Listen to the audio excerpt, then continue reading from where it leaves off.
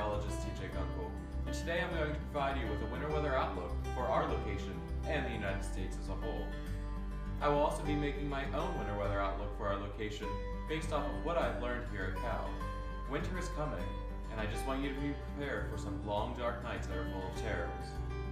Or cold and snow, whatever you consider winter. To start off, let's take a look at last year's temperatures compared to climatology. This map clearly depicts that most of the country observed temperatures that were above average and led to a milder winter. This is from help from a strong El Nino that was in the Pacific Ocean that influenced a consistently mild weather regime for our country. This brought along drier and warmer weather to our north, with wetter and cooler conditions to our south and also California. Simply saying, there was more than there was. But the El Nino from last year is gone. Sayonara! So, what does this mean we could see for this winter? Here's the most recent 3-month outlook for temperatures and precipitation from the Climate Prediction Center, also known as the CPC. The CPC provides products that give you an outlook from the week ahead through the season, and they try to extend the outlooks as far out as possible. Their mission is to provide products and to predict climate variations on timescales from weeks to years. The CPC outlook shows that we have equal chances of seeing average temperatures and precipitation for our location. The outlook also shows a chance for above average precipitation in the north central states, with similarly high probabilities for warm anomaly temperatures in the south. They are also predicting the chance for below average temperatures in the north central states and also the chance for below normal precipitation in the south. Well, it just so happens that currently the Pacific Ocean is showing conditions of a La Nina phase of the Southern Oscillation. This means that the waters are anomalously cold in the eastern equatorial Pacific Ocean.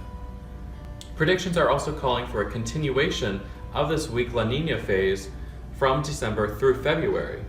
This La Nina phase can insinuate a more meridional flow over the United States. So when we look at this picture, the meridional flow of the La Nina phase is the purple line, which shows a much more amplified pattern compared to an El Nino, which is much less amplified. Conditions with the La Nina and this meridional flow could also bring tighter temperature gradients along with tighter pressure gradients as well. Some of the conditions that we could see in the United States are below average temperatures with above average precipitation in spots of the north.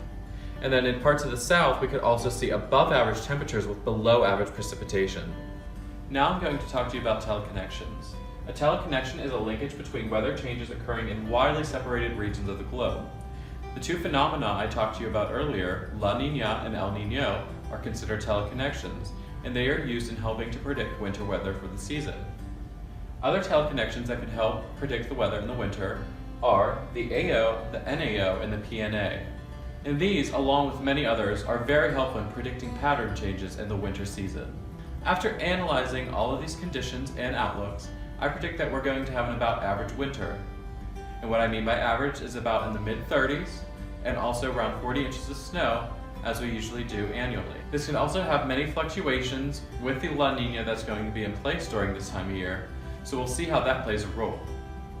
But I hope you find use out of this video so you can go and get the necessary supplies just in case winter comes knocking on your doorstep. Winter is coming, and nothing's going to stop it. Thank you for tuning in this week. Make sure you subscribe to our social media pages to get the latest weather news. Stay warm and stay safe this winter.